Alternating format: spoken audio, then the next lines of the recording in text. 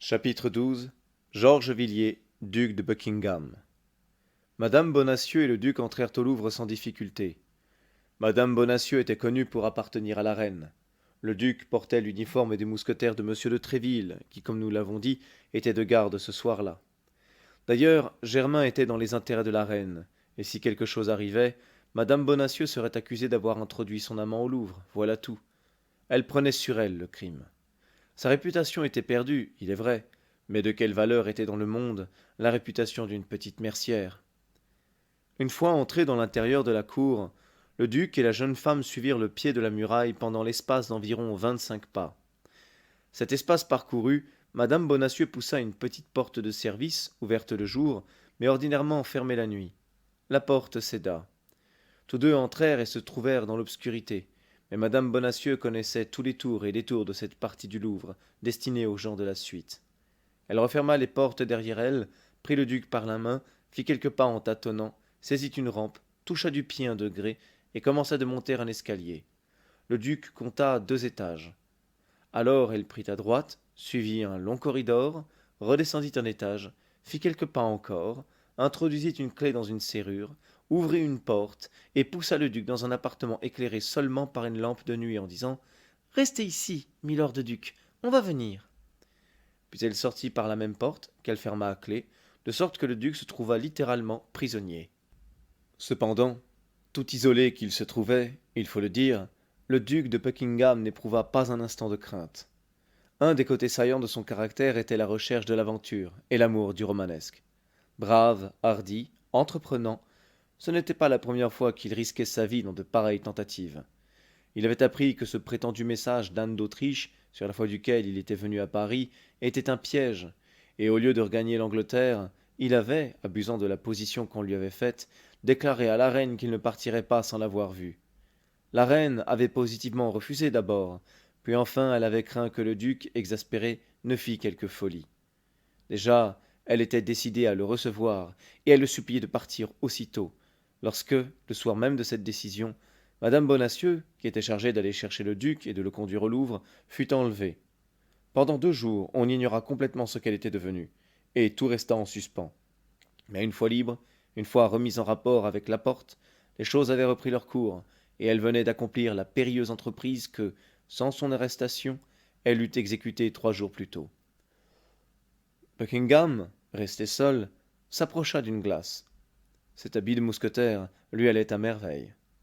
À 35 ans qu'il avait alors, il passait à juste titre pour le plus beau gentilhomme et pour le plus élégant cavalier de France et d'Angleterre. Favori de 2 rois, riche à millions, tout-puissant dans un royaume qu'il bouleversait à sa fantaisie et calmait à son caprice, Georges Villiers, duc de Buckingham, avait entrepris une de ces existences fabuleuses qui restent dans le cours des siècles comme un étonnement pour la postérité. Aussi, sûr de lui-même, convaincu de sa puissance, certain que les lois qui régissent les autres hommes ne pouvaient l'atteindre, allait-il droit au but qu'il s'était fixé. Ce but fut-il si élevé, si éblouissant, que c'eût été folie pour un autre que de l'envisager seulement. C'est ainsi qu'il était arrivé à s'approcher plusieurs fois de la belle et fière Anne d'Autriche, et à s'en faire aimer, à force d'éblouissement. Georges Villiers se plaça donc devant une glace, comme nous l'avons dit, rendit à sa belle chevelure blonde les ondulations que le poids de son chapeau lui avait fait perdre, retroussa sa moustache, et le cœur tout gonflé de joie, heureux et fier de toucher au moment qu'il avait si longtemps désiré, se sourit à lui-même d'orgueil et d'espoir. En ce moment, une porte cachée dans la tapisserie s'ouvrit, et une femme apparut. Buckingham vit cette apparition dans la glace. Il jeta un cri. C'était la reine. Anne d'Autriche avait alors 25 ou 27 ans, c'est-à-dire qu'elle se trouvait dans tout l'éclat de sa beauté. Sa démarche était celle d'une reine ou d'une déesse. Ses yeux, qui jetaient des reflets d'émeraude, étaient parfaitement beaux, et tout à la fois pleins de douceur et de majesté. Sa bouche était petite et vermeille, et quoique sa lèvre inférieure, comme celle des princes de la maison d'Autriche, avançât légèrement sur l'autre, elle était éminemment gracieuse dans le sourire, mais aussi profondément dédaigneuse dans le mépris. Sa peau était citée pour sa douceur et son velouté. Sa main et ses bras étaient d'une beauté surprenante, et tous les poètes du temps les chantaient comme incomparables. Enfin, ses cheveux qui, De blonds qu'ils étaient dans sa jeunesse étaient devenus châtains, et qu'elle portait, frisé, très clair, et avec beaucoup de poudre, encadrait admirablement son visage, auquel le censeur le plus rigide n'eût pu souhaiter qu'un peu moins de rouge, et le statuaire le plus exigeant qu'un peu plus de finesse dans le nez. Buckingham resta un instant ébloui. Jamais Anne d'Autriche ne lui était apparue aussi belle au milieu des bals, des fêtes, des carrousels, qu'elle lui apparut en ce moment, vêtue d'une simple robe de satin blanc et accompagnée de Doña Estefania, la seule de ces femmes espagnoles qui n'eût pas été chassée par la jalousie du roi et par les persécutions de Richelieu. Anne d'Autriche fit 2 pas en avant. Buckingham se précipita à ses genoux, et avant que la reine eût pu l'en empêcher, il baisa le bas de sa robe. Duc, vous savez déjà que ce n'est pas moi qui vous ai fait écrire. Oh oui, madame, oui, votre majesté, s'écria le duc. Je sais que j'ai été un fou, un insensé de croire que la neige s'animerait, que le marbre s'échaufferait. Mais que voulez-vous? Quand on aime, on croit facilement à l'amour. D'ailleurs, je n'ai pas tout perdu à ce voyage, puisque je vous vois. Oui, répondit Anne, mais vous savez pourquoi et comment je vous vois, milord. Je vous vois par pitié pour vous-même. Je vous vois parce qu'insensible à toutes mes peines, vous vous êtes obstiné à rester dans une ville où, en restant, vous courez risque de la vie et me faites courir risque de mon honneur. Je vous vois pour vous dire que tout nous sépare. Les profondeurs de la mer, l'inimitié des royaumes, la sainteté des serments. Il est sacrilège de lutter contre tant de choses, milord. Je vous vois enfin pour vous dire qu'il ne faut plus nous voir. Parlez, madame, parlez, reine, dit Buckingham. La douceur de votre voix couvre la dureté de vos paroles. Vous parlez de sacrilège, mais le sacrilège est dans la séparation des cœurs que Dieu avait formés l'un pour l'autre. Milord, s'écria la reine, vous oubliez que je ne vous ai jamais dit que je vous aimais, mais vous ne m'avez jamais dit non plus que vous ne m'aimiez point. Et vraiment, me dire de semblables paroles, ce serait de la part de votre majesté une trop grande ingratitude. Car, dites-moi, où trouvez-vous un amour pareil au mien? Un amour que ni le temps, ni l'absence, ni le désespoir ne peuvent éteindre. Un amour qui se contente d'un ruban égaré, d'un regard perdu, d'une parole échappée. Il y a 3 ans, madame, que je vous ai vue pour la première fois, et depuis 3 ans, je vous aime ainsi. Voulez-vous que je vous dise comment vous étiez vêtue la première fois que je vous vis? Voulez-vous que je détaille chacun des ornements de votre toilette? Tenez, je vous vois encore. Vous étiez assise sur des carreaux à la mode d'Espagne. Vous aviez une robe de satin vert et des broderies d'or et d'argent, des manches pendantes et renouées sur vos beaux bras.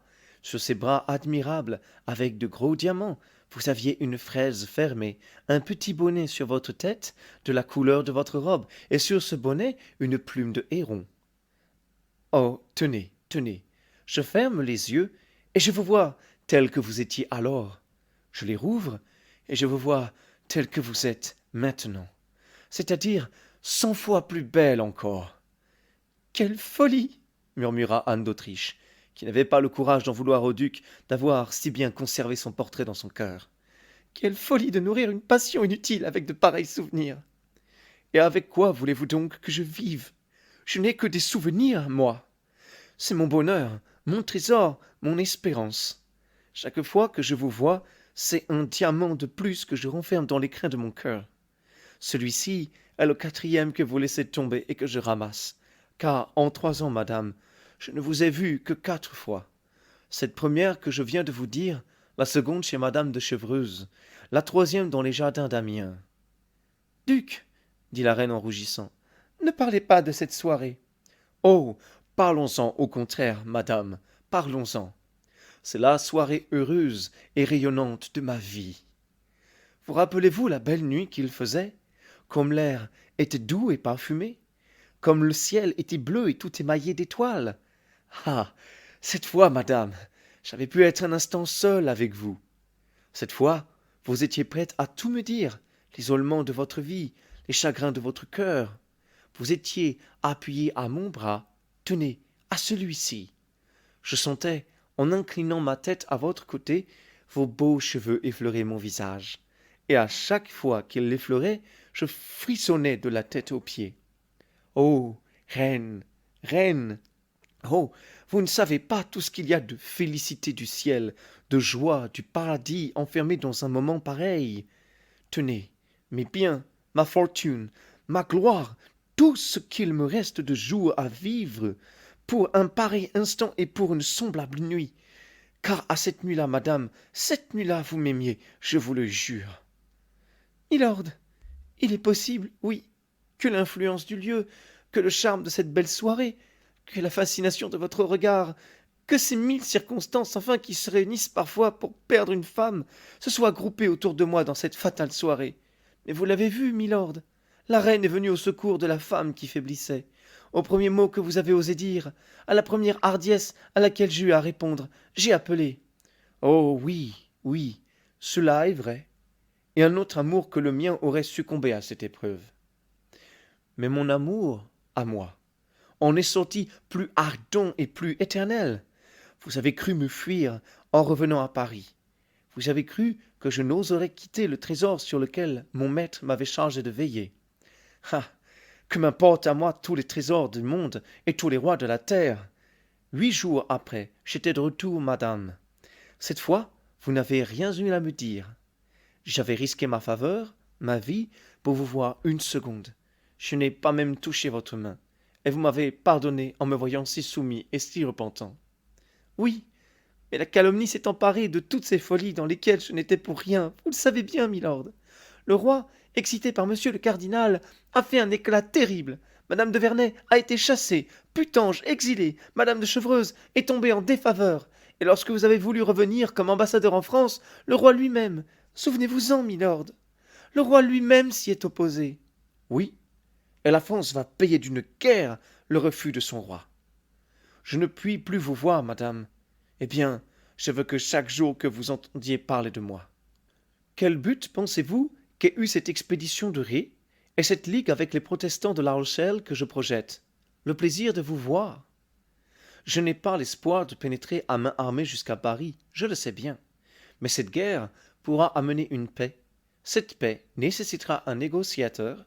Ce négociateur, ce sera moi.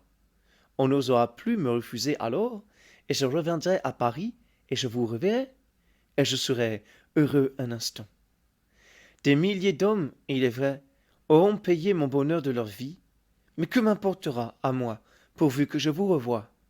Tout cela est peut-être bien fou, peut-être bien insensé, mais dites-moi, quelle femme a un amant plus amoureux? Quelle reine a eu un serviteur plus ardent? Milord, milord, vous invoquez pour votre défense des choses qui vous accusent encore. Milord, toutes ces preuves d'amour que vous voulez me donner sont presque des crimes. Parce que vous ne m'aimez pas, madame. Si vous m'aimiez, vous verriez tout cela autrement. Si vous m'aimiez, oh, mais si vous m'aimiez, ce serait trop de bonheur, et je deviendrais fou. Ah, madame de Chevreuse dont vous parliez tout à l'heure, madame de Chevreuse a été moins cruelle que vous. Hollande l'a aimée, et elle a répondu à son amour. Madame de Chevreuse n'était pas reine, murmura Anne d'Autriche, vaincue malgré elle par l'expression d'un amour si profond. Vous m'aimeriez donc, si vous ne l'étiez pas, vous, madame? Dites, vous m'aimeriez donc? Je puis donc croire que c'est la dignité seule de votre rang qui vous fait cruelle pour moi. Je puis donc croire que, si vous eussiez été madame de Chevreuse, le pauvre Buckingham aurait pu espérer. Mais de ces douces paroles, ô ma belle majesté, 100 fois merci. Ah, milord, vous avez mal entendu, mal interprété. Je n'ai pas voulu dire. Silence, silence, dit le duc. Je suis si heureux d'une erreur. N'ayez pas la cruauté de me l'enlever. Vous l'avez dit vous-même, on m'a attiré dans un piège, j'y laisserai ma vie peut-être. Car, tenez, c'est étrange, depuis quelque temps j'ai des pressentiments que je vais mourir. Et le duc sortit d'un sourire triste et charmant à la fois. Oh, mon Dieu! S'écria Anne d'Autriche, avec un accent d'effroi qui prouvait quel intérêt plus grand qu'elle ne le voulait dire, elle prenait au duc. Je ne vous dis point cela pour vous effrayer, madame, non. C'est même ridicule ce que je vous dis, et croyez que je ne me préoccupe point de pareils rêves. Mais ce mot que vous venez de dire, cette espérance que vous m'avez presque donnée, aura tout payé, fût-ce de ma vie. Eh bien, dit Anne d'Autriche, moi aussi, duc. Moi, j'ai des pressentiments. Moi aussi, j'ai des rêves. J'ai songé que je vous voyais couché, sanglant, frappé d'une blessure. Au côté gauche, n'est-ce pas, avec un couteau, interrompit Buckingham. Oui, c'est cela, milord, c'est cela, au côté gauche avec un couteau. Qui a pu vous dire que j'avais fait ce rêve? Je ne l'ai confié qu'à Dieu, et encore dans mes prières. Je n'en veux pas davantage. Et vous m'aimez, madame, c'est bien. Je vous aime, moi? Oui, vous. Dieu enverrait-il les mêmes rêves qu'à moi, si vous ne m'aimiez pas? Aurions-nous les mêmes pressentiments si nos deux existences ne se touchaient pas par le cœur? Vous m'aimez, ô reine, et vous me pleurerez? Oh, mon Dieu, s'écria Anne d'Autriche, c'est plus que je n'en puis supporter. Tenez, duc, au nom du ciel, partez, retirez-vous. Je ne sais si je vous aime ou si je ne vous aime pas. Mais ce que je sais, c'est que je ne serai point parjure. Prenez donc pitié de moi et partez. Oh, si vous êtes frappé en France, si vous mourez en France, si je pouvais supposer que votre amour pour moi fût cause de votre mort, je ne me consolerais jamais, j'en deviendrais folle. Partez donc, partez, je vous en supplie. Oh, que vous êtes belle ainsi. Oh, que je vous aime, dit Buckingham. Partez, partez, je vous en supplie, et revenez plus tard. Revenez comme ambassadeur, revenez comme ministre, revenez entouré de gardes qui vous défendront, de serviteurs qui veilleront sur vous. Et alors, je ne craindrai plus pour vos jours, et j'aurai du bonheur à vous revoir. Oh, est-ce bien vrai ce que vous me dites? Oui. Eh bien, un gage de votre indulgence, un objet qui vienne de vous, et qui me rappelle que je n'ai point fait un rêve. Quelque chose que vous ayez porté, et que je puisse porter à mon tour, une bague, un collier, une chaîne. Et partirez-vous? Partirez-vous si je vous donne ce que vous me demandez? Oui. À l'instant même? Oui. Vous quitterez la France, vous retournerez en Angleterre. Oui, je vous le jure. Attendez alors, attendez.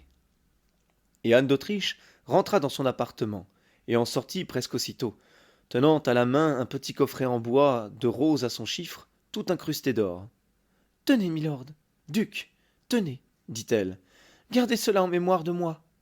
Buckingham prit le coffret et tomba une seconde fois à genoux. Vous m'avez promis de partir, dit la reine, et je tiens ma parole. Votre main, madame, et je pars.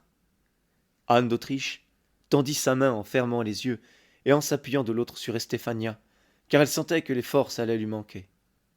Buckingham appuya avec passion ses lèvres sur cette belle main, puis se relevant. Avant 6 mois, dit-il, si je ne suis pas mort, je vous aurais revue, madame. Dussé-je bouleverser le monde pour cela? Et, fidèle à la promesse qu'il avait faite, il s'élança hors de l'appartement. Dans le corridor, il rencontra madame Bonacieux qui l'attendait, et qui, avec les mêmes précautions et le même bonheur, le reconduisit hors du Louvre.